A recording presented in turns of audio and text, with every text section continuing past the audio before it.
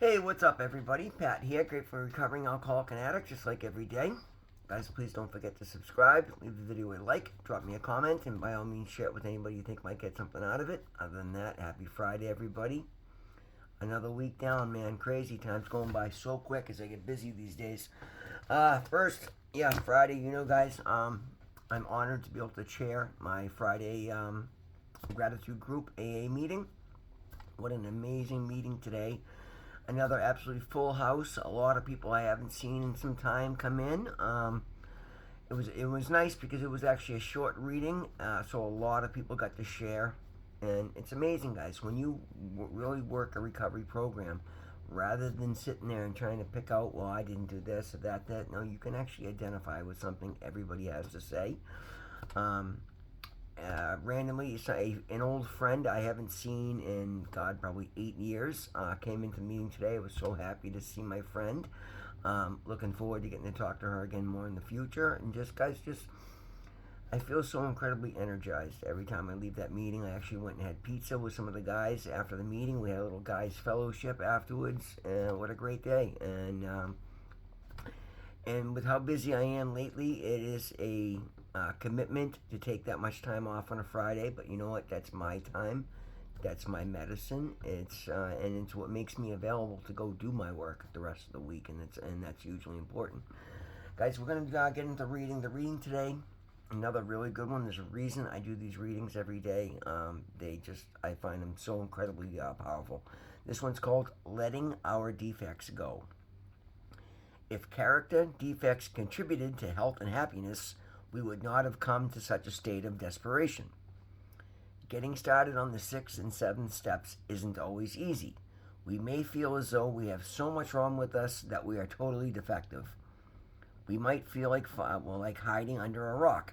Under no circumstances would we want our fellow addicts to know about our inadequacies. We will probably go through a time of examining everything we say and do to identify our character defects and make sure we suppress them. We may look back at one particular day, cringing at what we are certain is the most embarrassing thing we have ever said. We become determined to be rid of these horrible traits at all costs. But nowhere in the 7th step does it say that we can learn to control our defects of character. In fact, the more attention we focus on them, the more firmly entrenched they will become in our lives.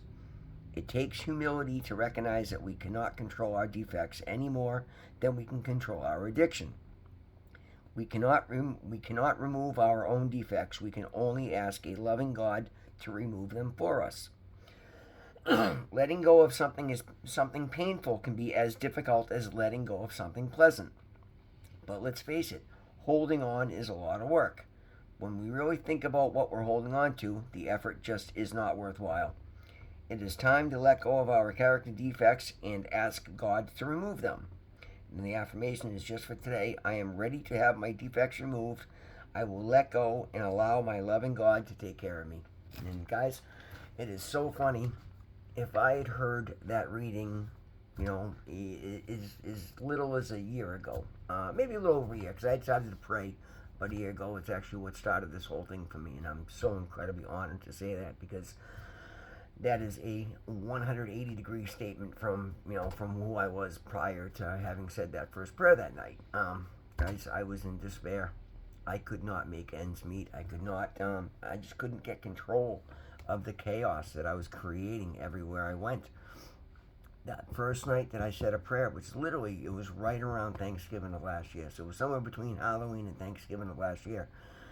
So this is really the year mark of this journey. Right now, again, it still took me a few months of praying every day to surrender, and that's why I constantly say find the power and find the beauty in surrender. That was the most important first act I've ever did. But again, I started to identify my character defects when I started to pray, because it brought them to the light, and they needed to be. They weren't brought to the light to embarrass me, and they weren't there to make me feel bad about myself. They were there to let me know that this couldn't stop. These are the things that you are doing that are holding you back, that are making you full of despair, that are making you stack losses. at the rate that you just cannot possibly bear. And I literally, guys, I was that close to being homeless again.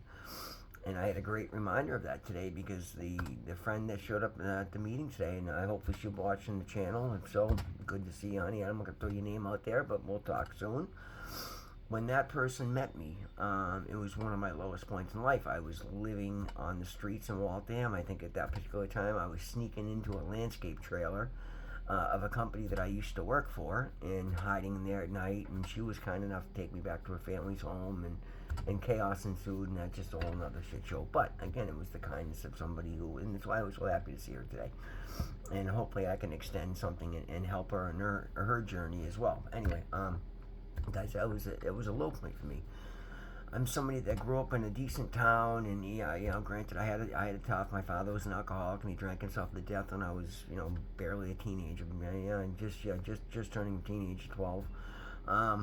My mother was a gambling addict, and she took, my father made good money, but she took all of his life insurance, and she abandoned us boys, and took off to go blow her money, and she blew $1 million plus in like a year and a half, and then, never had another nickel to really rub together for the rest of her life. And we did make up over the years, but it was just I developed I inherited a lot of toxic traits from both my parents, God rest their souls, and I'm not blaming any of them, because I was also given by God a set of skills that would allow me to overcome anything that got in my way, and I'm very, very blessed that way.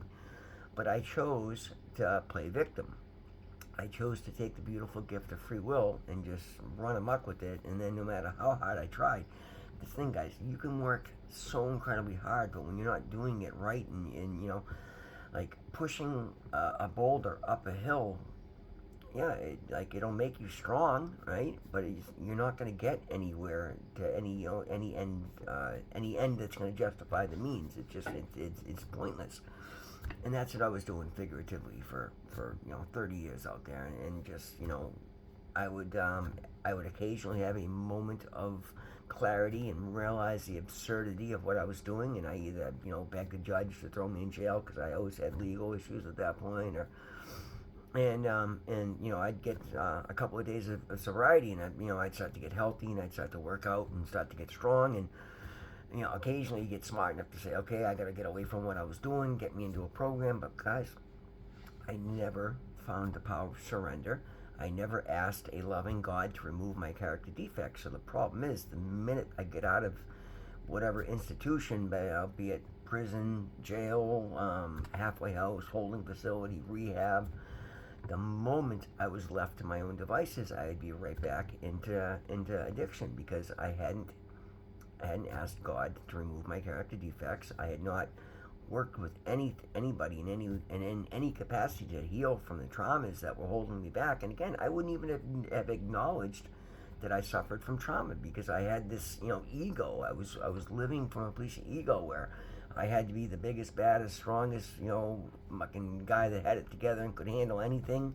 And yet I'm living in a fucking abandoned landscape trailer, like, not eating, not showering, eating occasionally, but not showering, not it was disgusting. It was terrible, and it was a despair-filled life, particularly for somebody who had put himself through college earlier and had worked at some of the highest levels as a mechanic. I mean, I was a union heavy equipment mechanic. I was a top flat rate mechanic in luxury car dealerships.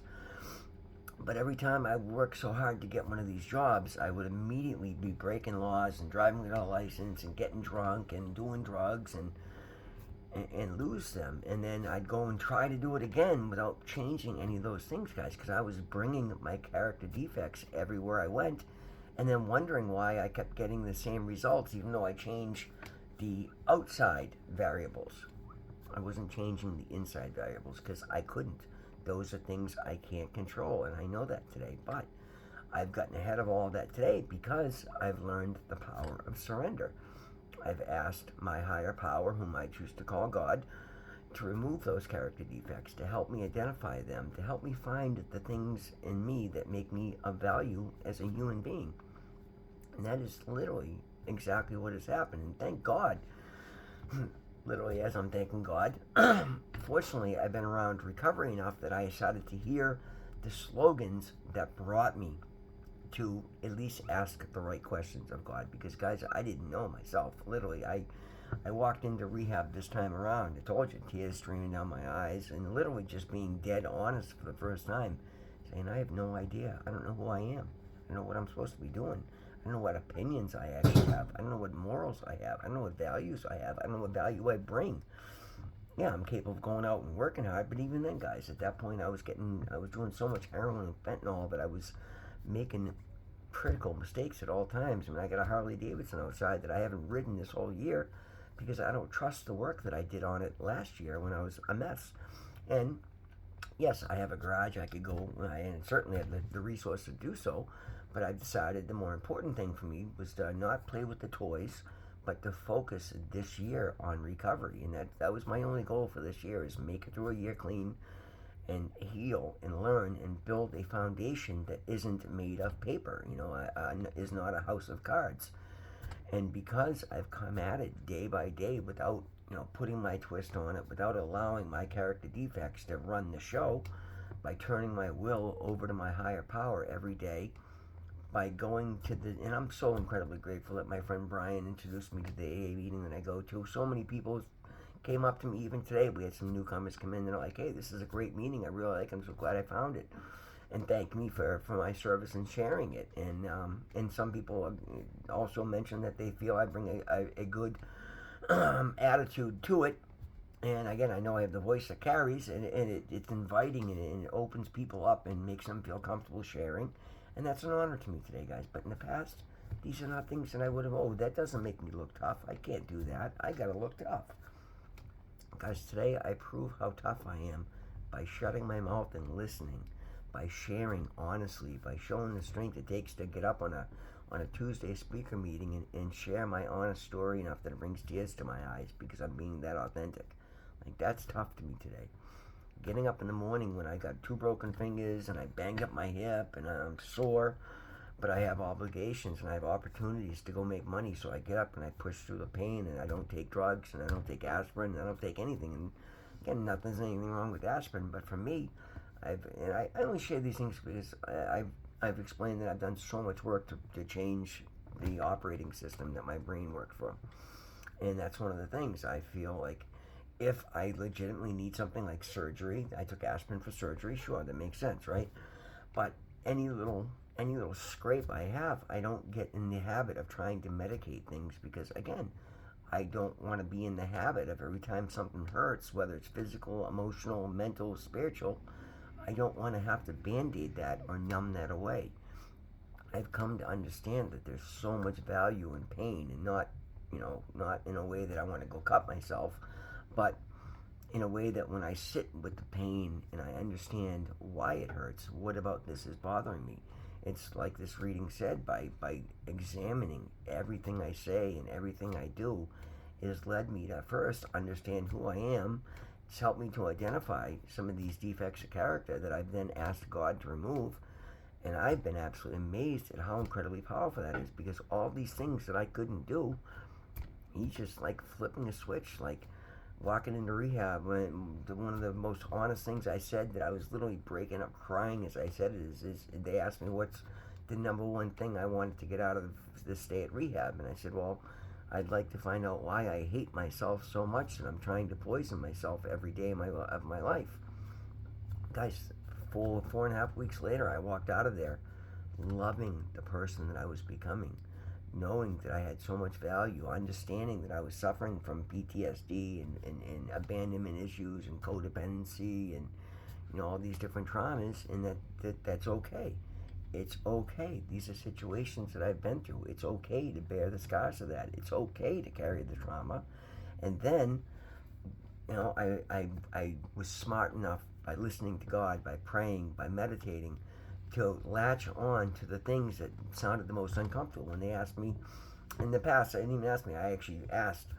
In the past, when I'd been in rehab, I'd be going to a holding facility because I'd be homeless and I had to get to a halfway house or things of these natures. And thank God we have these resources.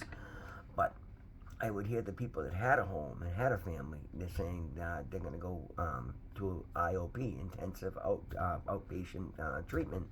And I'm like, How can you do that? How can you live when you got to go 3 hours a day to this, that, and I just shit all over it.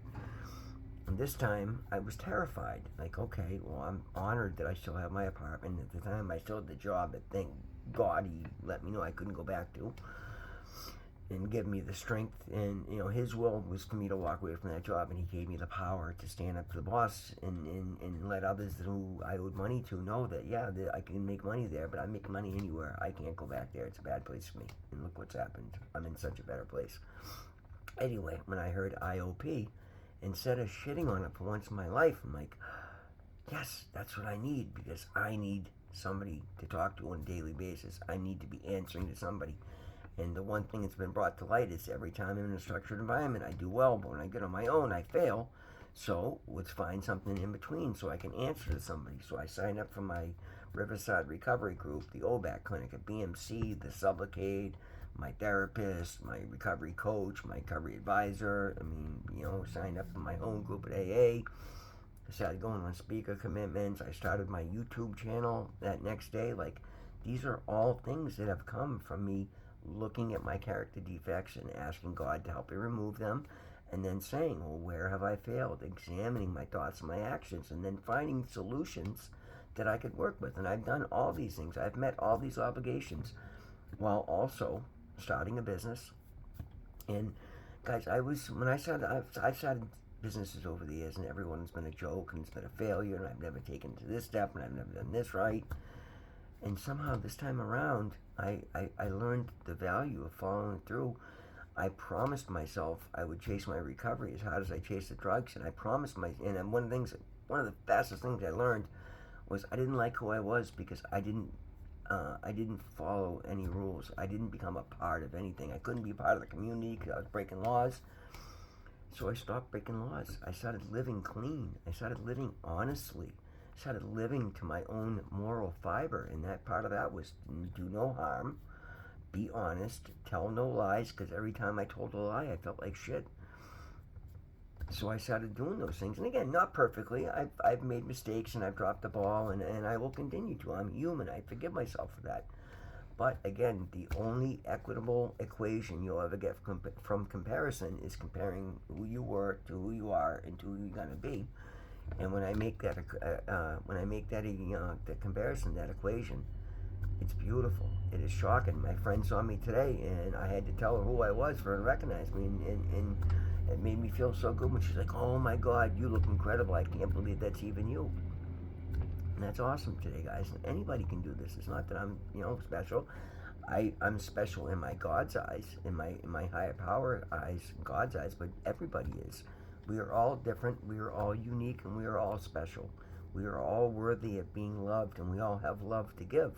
We all have a best version of ourselves inside of you.